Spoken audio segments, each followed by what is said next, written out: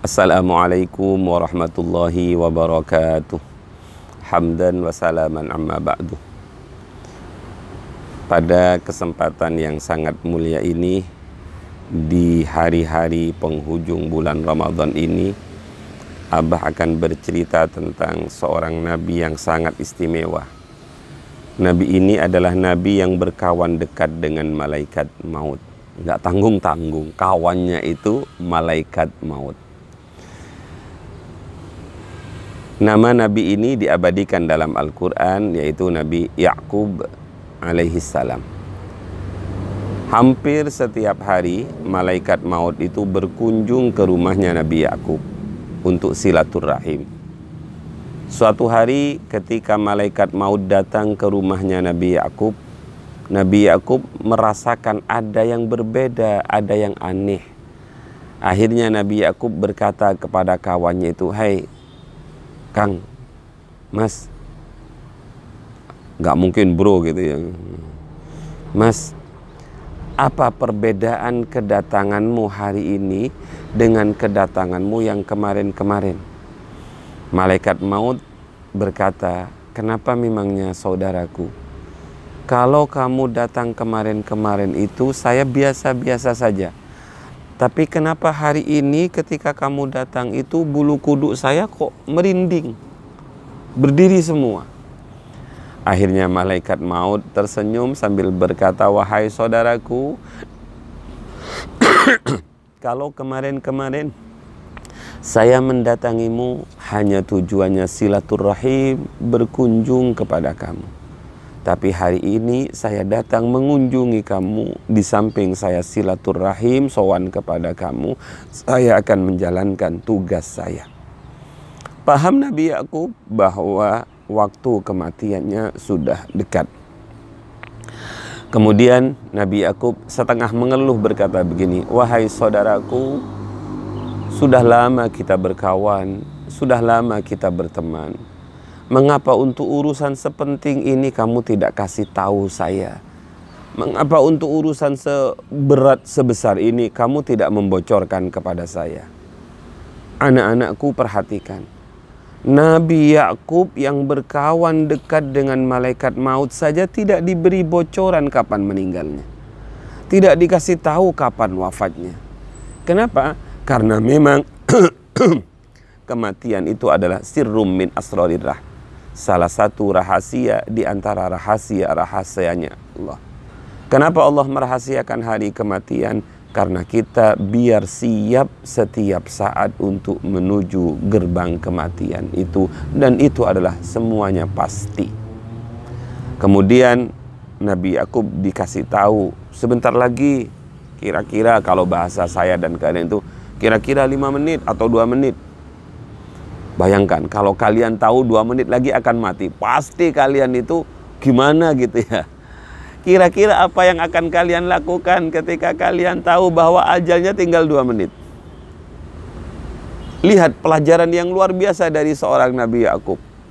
Dia tidak ngambil sejadah beribadah, dia tidak mengambil kitab, dia tidak mengambil tasbih, dia tidak qomat kamit untuk mendekatkan diri kepada Allah, karena memang Nabi Ya'qub sudah dekat dengan Allah.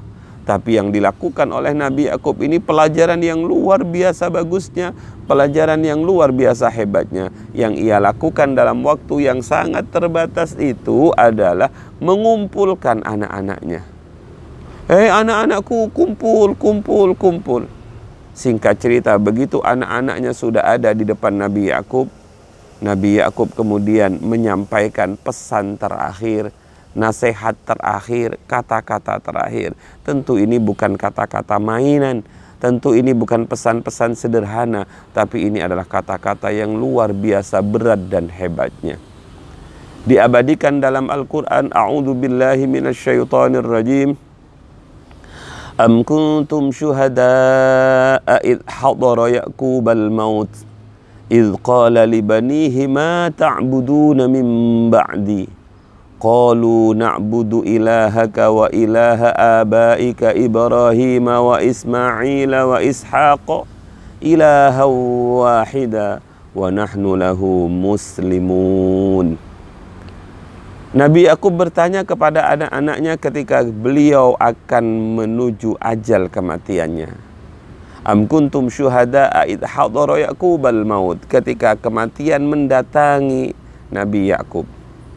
Yang dikatakan, wahai anak-anak, sebentar lagi ayah akan mati. Sebentar lagi ayah akan meninggalkan kalian. Sebelum ayah mati, jawab pertanyaan ayah. Ma ta'buduna min ba'di. Sederhana garis bawah. Pertanyaannya adalah, ma ta'buduna min ba'di. Apakah yang akan kalian sembah pasca saya?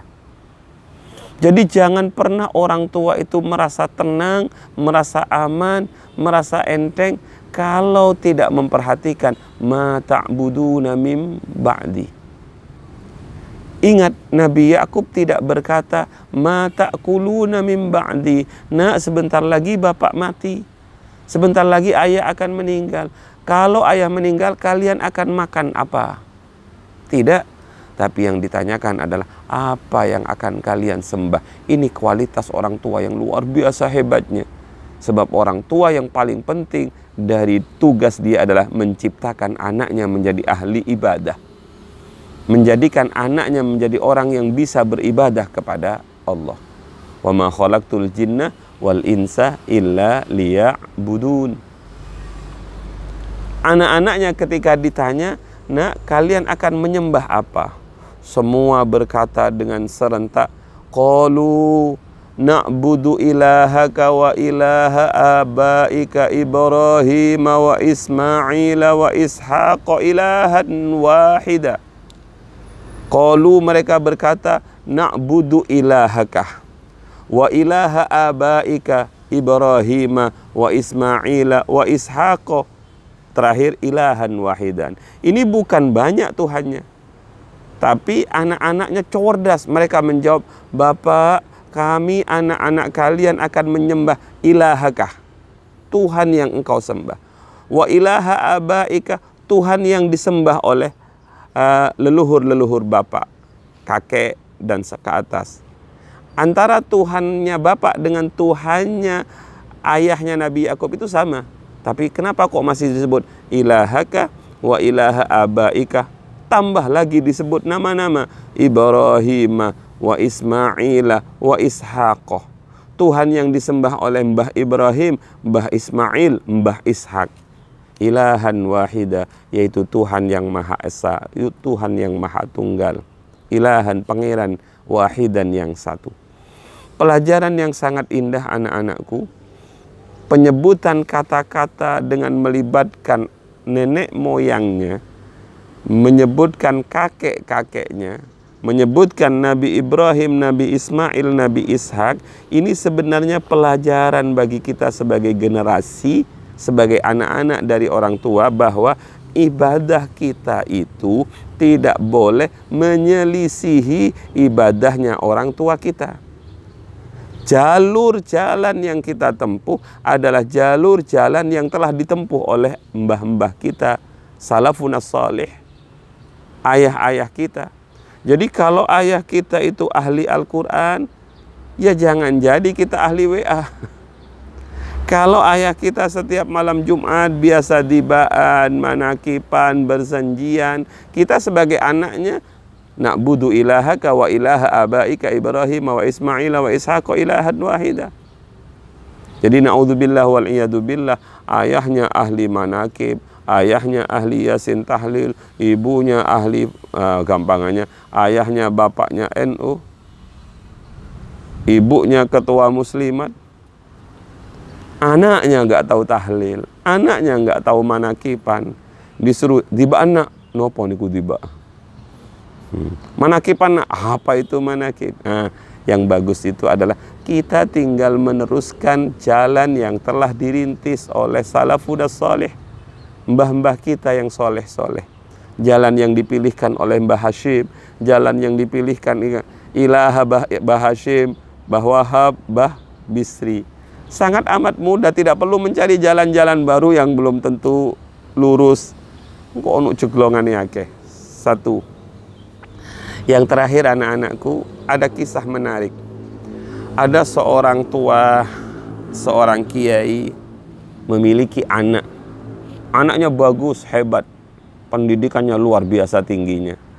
Meninggallah sang anak itu dengan meninggallah orang tua itu dengan meninggalkan pondok pesantren kecil di kampung. Ada musola, ada masjidnya, ada pondoknya, ada rumahnya. Rumahnya di tengah pesantren itu. Rumahnya itu rindang, ditanami ini, tanami ini, tanami ini, tanami ini, tanami ini. Begitu ditinggal, wafat, akhirnya anaknya menjadi ahli waris rumah itu. Begitu anak itu menjadi ahli waris, apa yang terjadi anak-anakku? Pohon itu ditebangi semua. Ini pohon gak benar, ini pohon apa diganti dengan kolam koi, diganti dengan taman minimalis dan lain sebagainya. Ala sekarang, ala luar negerian. Apa yang terjadi? Setiap malam rumah itu dimasuki ular. Setiap malam rumah itu dimasuki kelabang seribu. Pokoknya hewan-hewan gegermetan yang berbisa itu masuk ke rumah itu. Hampir tiap malam si anak ini dan istrinya tidak bisa tidur karena harus menjaga dirinya dari ular itu. Karena bosan, akhirnya pergilah ke kawan abahnya. Tanya amalan-amalan. Pak, kenapa ya setiap malam rumah saya kok dimasuki ular? Padahal dulu ketika bapak nggak ada satu ular pun yang masuk. Kiai kawannya bapaknya itu bertanya begini, saya tanya ya nak, dijawab. Pohon yang di depan rumah itu masih ada ndak? Sudah saya tebang yai. Di samping rumah sudah saya tebang semua. Lah kenapa kamu tebangi? Nggak bagus pohonnya kiai, nggak indah. Kemudian katanya sang kiai kawannya abahnya itu, nak ketahuilah, pohon itu ditanam oleh abahmu dari kecil sampai besar. Maziyah kegunaan dari pohon itu adalah sejak pohon itu tumbuh, aroma dari pohon itu mengusir hewan-hewan seperti ular. Yang di samping rumahmu itu ada pohon itu namanya nolak sihir. Di sana juga ada ini, ada ini, ada ini. Itu semua bukan tidak ada artinya anak-anak. Anaknya menyesal. Lah iya, sudah saya potongi semua, sudah saya bakar semua. Mungkin kisah ini sepintas kilas tidak ada gunanya. Tapi apa yang terjadi anak-anak? Tanaman-tanaman ibadah yang ditanam oleh ayah kita di depan rumah kita, di samping rumah kita, itu seyogyanya tidak kita potong. Seyogyanya harus kita teruskan kalau kita masih ingin aman, damai seperti amannya bapak kita, damainya kehidupan ayah ibu kita. Kita tidak perlu mengagung-agungkan otak kita, tinggal ikuti apa yang dilakukan oleh Mbah Hashim, tinggal diikuti apa yang dilakukan oleh Mbah Wahab, Mbah Bisri, Mbah Fatah, Mbah Jamal, Mbah Jalil, Mbah Yai Sahal, Kiai-Kiai, Mbah Yai Nasir. Kiai-Kiai itu sudah punya dalil masing-masing. Saya kira mudah-mudahan dengan adanya madrasah di bawah ini, di belakang saya ini, anak-anak kita menjadi anak-anak yang ahli ibadah. Anak-anak kita menjadi anak-anak yang memiliki akidah yang kuat. Sebab kalau kita wafat sementara akidah anak kita tidak kuat, berapa banyak pertanggungan jawab kita di hadapan Allah Subhanahu wa ta'ala. Semoga bermanfaat. Wassalamualaikum warahmatullahi wabarakatuh.